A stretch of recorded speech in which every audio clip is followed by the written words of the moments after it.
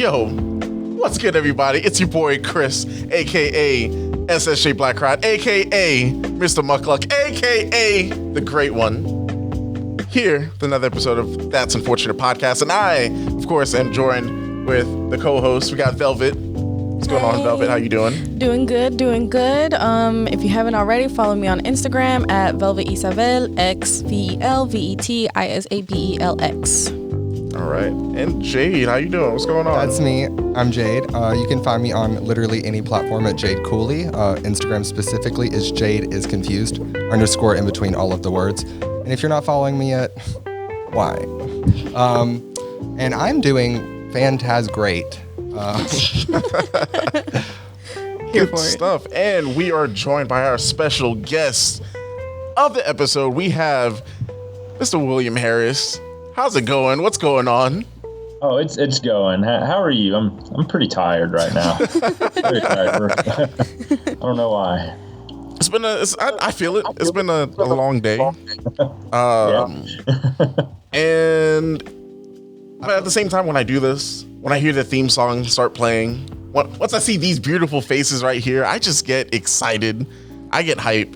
Oh my gosh. It fills me with energy. It really does. I love it. But once again, thank you for joining in. And if you don't know, William Harris, what do you you're actually running for is it state representative for District 73? Georgia State House, District 73. Okay. I guess, can you let the people know like what that entails of? What is that? So the district itself is pretty much south of Fayetteville, down 92. It's west and north Spalding County experiment, and then you take 1941 up to Hampton in this area. So it's those three counties, that general area, and then for the seat, for the position, it's basically kind of like Congress, but like at the state level. Okay. All right, party. All right, so we're going to go ahead and jump into our icebreaker for the episode. And y'all, it's October. We're almost through 2020. This has been a very long, very long year. You're right, hopefully. Very long year, but at the same time, let's I guess talk about the positives of it. And I just want to ask, what is your favorite item you brought this year? So my favorite item that I bought this year. Yes. It would definitely have to be my chickens. Nice. I love that. I've always wanted hens. And then whenever we started experiencing the food insecurity, around March, whenever everything locked down, that's whenever I really decided that, I'm not going to really rely on somebody else to feed my family. So I bought my chickens, and I just got my first eggs today, actually. Ooh. That's excellent. Oh, my God. So how many chickens, and like, how is that in the mornings? Like, is that like a natural alarm clock, or like, how's that situation? Oh, no, they're far enough away. Oh, that's awesome. Yeah. So they don't stink. They're not too loud or anything like that. In the mornings, their water's automated. Their food is automated. So I just have to let them outside. That's awesome. I would hate that. for something to live with me that naturally just wakes me up. Yeah, I know. Well, they don't. And then you can even get automatic doors. And so, at nighttime they'll close, and in the mornings they'll open. And then all you have to do is make sure they have food and water. They're very easy to take care of. That's awesome. Wow. I always thought it was like hand everything. Like you do everything by hand. Like, wow. Yeah. Shout out to technology because I never would have thought. That's what it's like being in a relationship with me. Just feed me. That's it. You don't have to do anything else. And really, all you do with hens, and then they just poop eggs. Oh God! All right, so hey, Jade, what about you? What was your what's your most favorite thing you bought this year? Oh Lord. Hell, I don't know, honestly. Probably this jacket, because I've been waiting for like 6 months to find a fur coat. You really have. You really have been talking about it for months. Okay, my mom had fur coats growing up, and like I went to my best friend Gage's house, and he's all the way in. I'm not gonna say the state because y'all know who Gage is. But he's got a fur coat that is ours now, and so like. After I tried it on, I was like, hell yeah, I got to have one of these. And I've been looking everywhere. But I was not about to spend like a couple $1,000s on a fur coat. So I got this one instead. It's still real fur. Sorry, PETA. But, well, I mean, it was already dead. What am I going to do? Say no? Like, but yeah, this is my favorite thing I bought this year. I will probably wear it a lot on this season. Okay. All right. What about you, Valve? Me? Yeah, what's your favorite thing you bought this year? My bed. Honestly, my bed. If you know me, you know I like to sleep. You know my room is my sacred space. I love to sleep comfortably. So I upgraded from a king size to a Kelly King. Memory foam. Best investment ever. I mean, you know, they say that you spend, what is it, like... A lot of time. I don't have the exact math, but I know you spend a lot of time sleeping. So you gotta invest in that. Yes. And it was a great investment, let me tell you. She appreciates it. She's not sleeping on it. Thank you. All right. That's my last one for the episode. I'll stop there. All right. And then I guess I'll wrap it up. By far, best investment has been my VR headsets. And I say headsets because, during quarantine, I bought it. It took forever to actually come in. So, like, I've had the Oculus Quest for a minute and just fell in love with it. Fell in love with just, and it's not just playing video games on it. It's more or less like I've met people through, like, social apps and, like, actually have friendships with these people where, like, I'm talking to them, like, every week. We're messaging each other. I rarely have time to like jump into VR now, but I still have like these friends I've made that still interact with me on a day-to-day. So that's something that I'm really, really appreciative of. And what's up? Just a quick interjection. I'm really appreciative of it too, because remember the whole shark thing? Y'all, I have like this thing where I've been wanting to go shark cage diving for years, and I wanted to go this year, but obviously I couldn't because shout out COVID. But Chris let me experience it through the VR headset, and that y'all were there. I almost cried. I was so emotional. I was like, wow, this is great. So yeah, shout out to that. I appreciate it too. Yeah, VR is dope. It's becoming more affordable. Before, you used to have like a really expensive gaming PC or like a decently priced gaming PC, but then also pay the money for the headset. Now you could just pay the money for the headset, jump in that way, and then if you feel like you want more out of it, then you can sort of invest into a gaming PC, which once again I feel like is the way to go nowadays. But it's a good time. It's really fun. I'd say I know a lot of people want to try VR, and then their experience is like those really cheap phone VR headsets that you could buy like at Walmart. Shout out Six Flags. Yes. Don't do that. Like it's not the same. Go to what's up? You know that there's a VR cafe in Fayetteville, right? I didn't know that. Yep. See, there's maybe not a cafe, maybe an arcade might be closer. But yeah, it's one of those kind of situations where you can go rent out a headset, play their library of games. Wow. That's neat. I'm sure that VR is like probably very beneficial during like coronavirus and stuff too, because you really couldn't get out and see anybody at all for several months. Oh, that would have been nice. See, and like that was also like really interesting looking at, because at the time getting to know these people, we interacted every day through VR, but then of course, Georgia, we opened super early, got back to, the daily routine super early. So for me, it was business as normal, but a lot of the people that I've met still live in states that are either closed down. I have some friends also in other countries like Canada, and they were locked down. So to see like them also I guess like make even more friends and like just like sort of live that VR life, it's like, I think it's helped a lot of people during coronavirus. Yeah. really has. So definitely, that's my favorite thing that I've bought this year. I think all of our things that we've bought were pretty cool in a way. The chickens was really cool. Like I don't know. I might want a chicken at some point. Oh, I've already like decided wherever I live, I'm gonna have like a little farm because I love me some fucking goats. They're so cute. But yeah, mostly just goats and chickens. That's considered a farm, right? Yeah. Okay, cool. Yes. All right. So just realize something. You know that we're what 17 episodes in, Yes. and I mean it works. It works, but I completely missed our intro topic. Completely just blew over it because I really wanted to talk about my VR headset.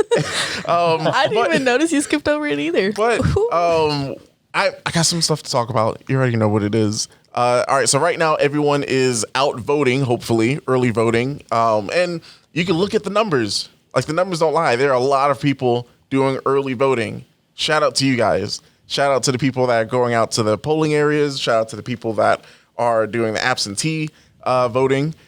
But I've heard some stories of ballot boxes being burned. And I'm pretty sure there's other stuff out there where I just want you guys to know that you can follow up to see if your vote has been counted already. Please do. Please make sure that your votes are still being counted. Don't think that because you sent it out that you're good to go, because unfortunately things like that can happen. Have you guys heard any stories of like ballot boxes being destroyed or burnt down? Not this. Yeah, I saw them on so Twitter far. like a lot. And something interesting that I saw in the first debate. Donald said something about how they were already finding some of his ballots on the side of the road. But honestly, the people voting for him probably got lost on the way there and just dropped it. So. Will, have you heard anything about ballot fraud or like anything that is just out of the ordinary? I mean, like, we're definitely seeing a whole lot more of this kind of stuff, right? So California had the Republican Party out there put up fake ballot boxes. So they weren't real. You would put your ballot in it and it wouldn't get delivered. Wow. And so, their argument was, oh, it was just a box. They're the ones who put it in the fake one, Yeah. And so this kind of stuff's happening. Like in Henry County, we know that the Republicans are, they have somebody constantly watching the ballot box there. Oh, okay. This all sounds very Republican. Yeah. Yes. Are like policing the polls right now. Which, if you think about it, is kind of like there's a lot of intimidation associated with that. Mm-hmm. Yeah, I agree. Well, I mean, within this whole election, I think we've seen a pattern of intimidation tactics. Yes. Starting with the fact that there's going to be a cease of conversation in regards to COVID relief funding. I think that's kind of where like intimidation should have been like acknowledged. But I guess until he outright says something scary, or than what he's saying, nobody's going to do anything. Yeah, that's I don't know. I feel like these are stories that we're hearing that, of course, like it's happening.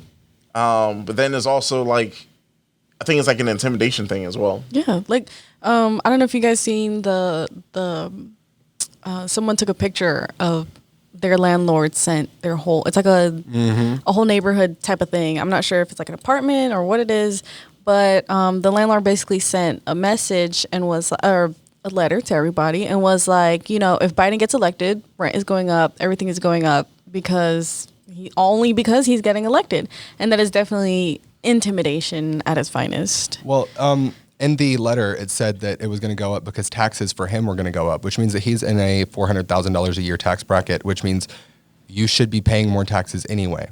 So basically, it's just a reaffirmation that a lot of traditional Republicans are going to further bully and antagonize the working class in order to get their messages across, and that they don't mind bullying and antagonizing the working class, which has been proven over and over again throughout coronavirus. Yeah, it's just a whole mess, and it's God, like I don't know, it's just so frustrating. Like hearing all these stories, and just all these are all literally intimidation tactics, and this is what it's come to, unfortunately.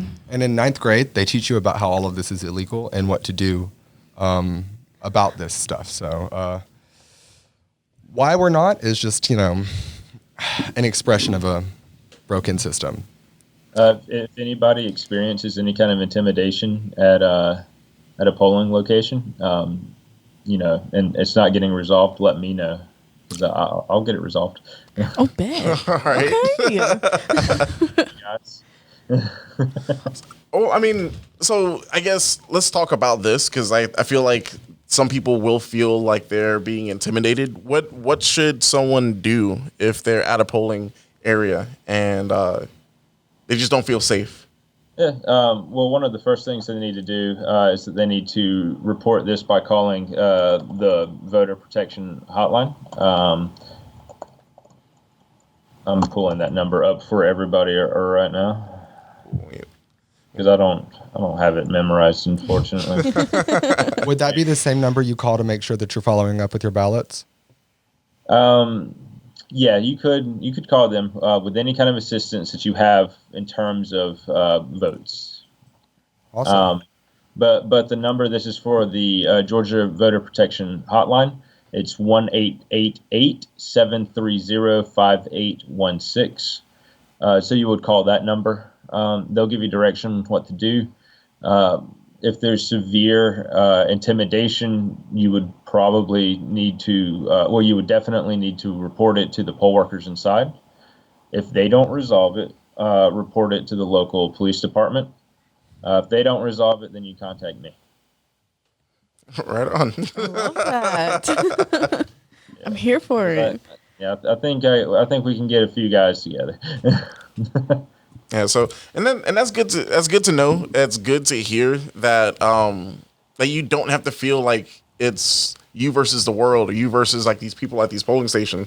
You have resources to help you out in these situations. So and I feel like it's all about just getting the education out there, getting the information out there. A lot of people just don't know these things. So that's why we're here. That's why we're doing this podcast. That's why we have you, Will, on this podcast this episode. I mean, honestly, that's a big reason why I haven't gone out and early voted yet. Because, I've been attacked at gas stations for going to buy a drink. I can't imagine how many people I'm going to anger by showing up at, a ballot in the middle of old little Griffin, Georgia. So, yeah, it's for people like me, it's a little bit stressful, but I'm going to do it anyway because it's not going to change until I do. Yeah, I'm going tomorrow. We should go Take together. a friend, right? We're really pushing that real hard to take a friend, take a neighbor with you. People are less likely to interact with you or intimidate you if you have somebody with you. They don't even really have to vote; they can still go with you. Heck yeah. And I think I've seen pictures of people, a lot of people doing that. Together. Yeah, going out with friends and everything. Luckily, I was in between. No, actually, no. This is the day where I only had one job. I didn't have to go to both that day. And I was like, hey, one of these polling stations are it's on my way home.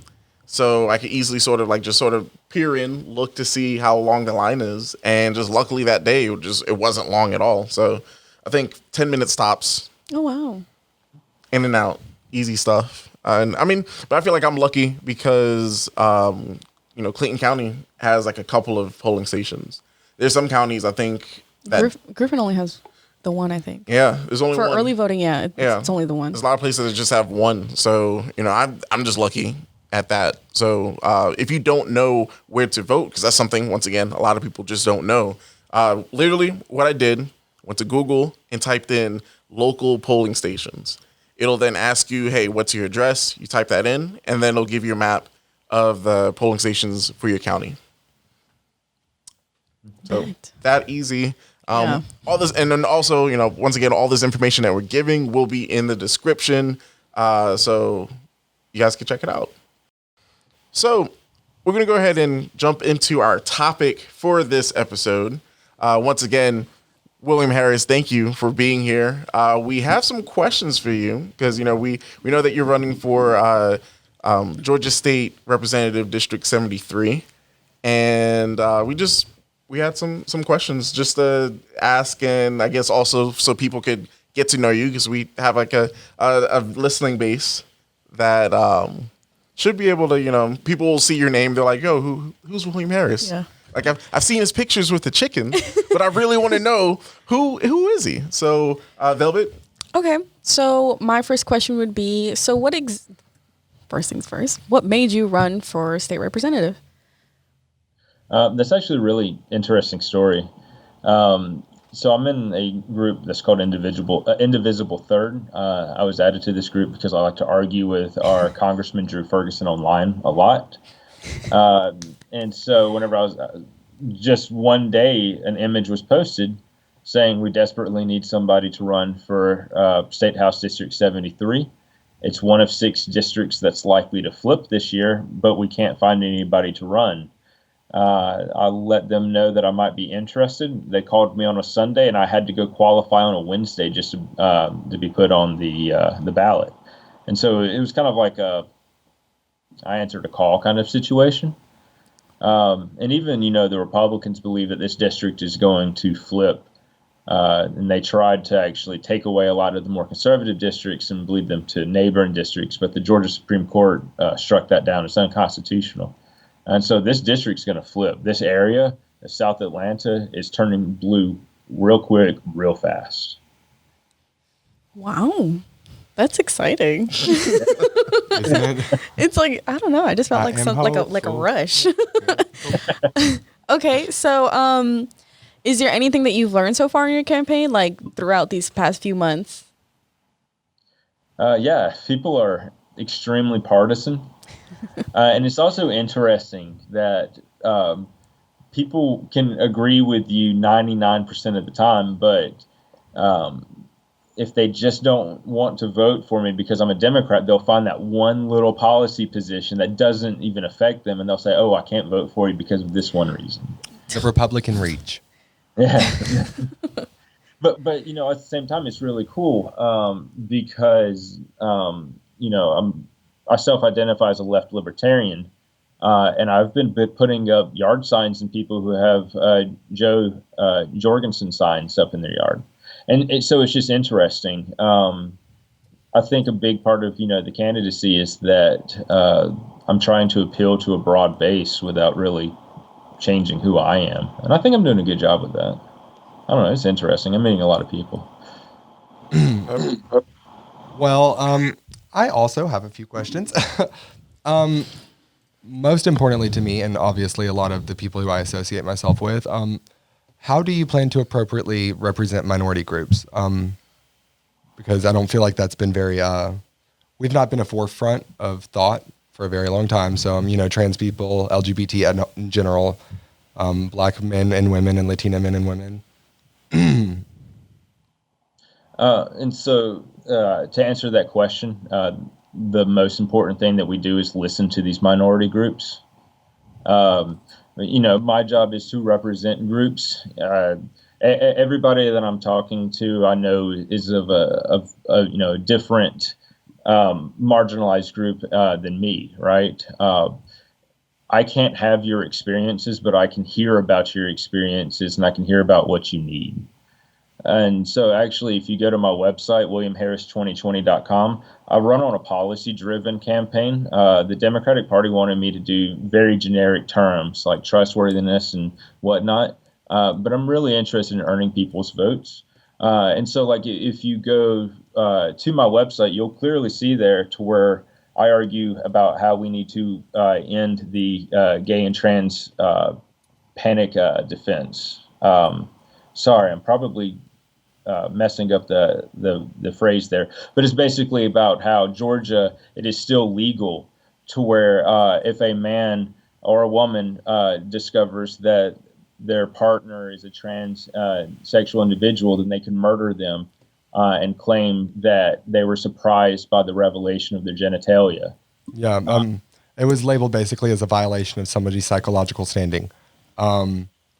And yeah, that is the panic response. Like, that is one of the biggest fears as a trans person in the dating world, is that one day somebody's going to say the wrong thing to us walking down the road, and I'm going to go home to my husband and he'll kill me. Because 32, this year is the most dangerous year to be a trans person. 32 trans women alone have been murdered and cold cased. So hearing that, honestly, like, puts me at ease so much that there's going to be somebody in office trying to fight for something that makes it, excusable. Whenever murder is inexcusable, ours has an excuse, legally speaking. So I appreciate that a lot. Yeah, and that's just, one example of how I'm trying to take pointed policy to Atlanta. Well, what are a few other points that you feel Georgians should keep in mind whenever we're voting for our representatives? The first thing that I feel like everybody needs to do is research. The candidates don't necessarily just go by what letters next to their name or what party they're on, right? Because there's still like a huge diversity within these parties. We need to make sure that our representatives represent us.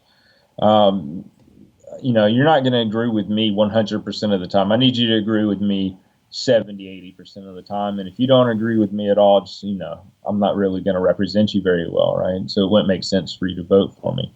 So make sure that you research your representatives. But more importantly, we need to make sure that we have an open conversation with the people who are both running and the people who are currently in office. Because I'm not sure exactly where you live, but have you ever spoken with your state rep about ending like a trans panic defense? Yes. I was on hold for an hour and a half, and we had a 5-minute conversation, and they said, I'll look into it. Yeah. And that's the response I've gotten a lot, because it wasn't just me. We, a couple of my other trans friends, we had like a wave where we all called our representatives on the same day to see what responses we got. And most all of us were put on hold. Most all of us had less than a 5-minute conversation. And all of us have personally been physically attacked in public over our identities. So the blatant disregard is really what's kind of gotten me into politics and what's kind of pioneered me to become involved in this podcast alone. So, yeah. And so it's like that. I feel like that's important that, that before we even vote, we contact the people that we're voting for and we ask them very pointed questions. What's the most important thing to you? And then I'm not saying that's the most important policy position to you. But if it were the most important policy position, ask these people what their opinion of this is on, see if they respond back to you. If they're not going to at least let you talk with them about this for a little bit, then they're not representing you, right? Even if they don't agree with you, I feel like it's their job to still listen to you. Right. And fundamentally, if we're going to have this system that works, if you're going to have a representative that doesn't even listen to you, then they're not doing their job. So I wouldn't vote for that person personally. Yeah. So I have some questions as well. I want to know, what stance do you have on the amendments on this ballot for this election? So how I'm personally voting is that I'm voting yes all the way down on the 3 major amendments. There's going to be other local amendments that you need to research and know about. Specifically, like I know Fayette County has something different from Spalding County and Henry County and stuff like that. So it's still going to be a little bit different. But for the state level ones, I'm voting yes on all of them. These are ones to where it's like if Habitat for Humanity produces or makes a house, as long as they provide that house at 0% interest rate to the residents, they don't have to pay property tax, which lets them put more money into the actual house itself, right? Another thing, it also forces the government to use funds that the legislator has allocated for the intended purpose of the allocation. It's kind of like this weird legal kind of jargony kind of thing, but essentially how the law was written, Brian Kemp can take the money that was supposed to be used for like landfills and stuff like that for something else. which isn't what it was intended for. And so that's just like another big reason why I'm voting yes on that one as well. So, last question. If elected in, what will you be doing in your new role? So technically, the position that I'm being elected for would be the body of government that writes laws, and then we send them over to the governor who would sign them into law. Some of the first activities that I really want to do, and really what I want to do with this representative job in general, is kind of talk about the issues that people just aren't talking about, the issues that we need to talk about, the issues that we see other states doing. So like a big thing that we need to start pushing for is things like ending the war on drugs. We need to legalize marijuana. That would start bringing in a lot of revenues for our states, and it would start to it would stop crowding our prisons, because we really know who marijuana laws are written for, and it's not for white men. It's not meant for enforcement against white men, right? We can go down a whole rabbit hole with laws and stuff like that. And fundamentally, I'm really trying to bring like a platform position of individual freedoms and liberties to every Georgian. Because whenever we say things like small government, that also means like keeping government's hands off of women's bodies, right? Yes. Yes. And so, I know that the right co-ops the liberty kind of campaign promise a lot, but I need people to really understand that you actually find freedom and liberty positions on the left. I would like to start off by saying I really appreciate how articulate you are with Everything. some of the things that a lot of us just have a hard time putting our thumb on and saying outright. But I appreciate the minimal invasiveness that you would like to approach when it comes to government and our rights. Mm-hmm. All right. So go ahead. A lot of that is also just our environment, right? So we're kind of South Atlanta. Fundamentally, we're still going to be more country, right? And so Right. There's definitely a difference between somebody from Atlanta and somebody from Griffin. And I think a lot of it's kind of more like we're really interested in maintaining ourselves. Well, I've often said that my fear doesn't, if the laws were to change, my fears would still be there because the people who hate me still exist. However, I wouldn't be scared that I'm not going to get justice if I were to be discriminated against or to be attacked because of my identity. So, I don't care what citizens believe in as long as the government is there to protect me. Mm-hmm. And I'm also 100% in favor of ensuring that you're armed if you personally believe that you should be. Because minorities and marginalized groups are the number one victims of armed violence. And I feel like it's important that people are adequately armed as well for self-defense. Again, if you're comfortable with that. I'm big on that. Like, I love it. being armed and also like training for it too. I think that's like another key aspect. A lot of people are afraid of guns because they aren't trained on it. They don't really. They've only seen what media tells them, what media shows. Yeah. But they really jumped the gun on that one. They did. They did jump the gun. That's a good one. That's a good one. Shots fired. Oh my God. But anything else you want to let the people know?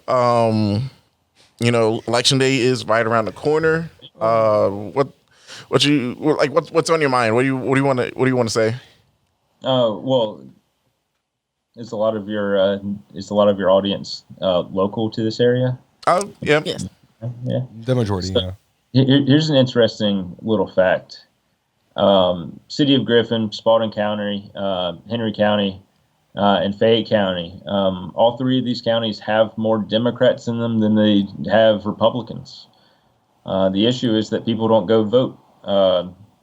And so if we have more Democrats in these three counties than Republicans, then by getting people to go vote is probably the single best way that you can kind of be a political activist right now. Getting people to the polls who normally wouldn't do that. Statistically, these people skew more liberal. There are a lot of people out there right now between the ages of 18 to 28. They request mail-in ballots out in an outstanding number, but they don't send them back. If the youth vote really showed up this election, we could actually get a lot of these policy positions passed, because it's policy positions that we know make sense to us as a generation and younger. But everybody needs to go vote, especially the youngest people, because we're the largest voting bloc. We hold the majority of the political power in this country, and we need to start exercising that power. That's, Right on. Yeah.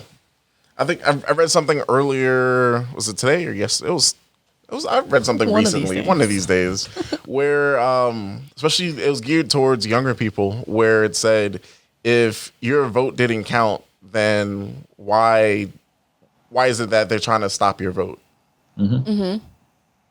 You really Exactly. if you think about it like that, it's like, wow, like there are all these things out here that are out against my vote, out to stop me from voting, out to like completely make me not even want to vote. Why are they doing that? Why are they putting that time and energy into it? Well, and then just, for you guys, both, being a part of the Black community and the women community, both of these communities had to fight tooth and nail for the right to vote. And so, we kind of honor, these brave individuals in our past by showing up to vote.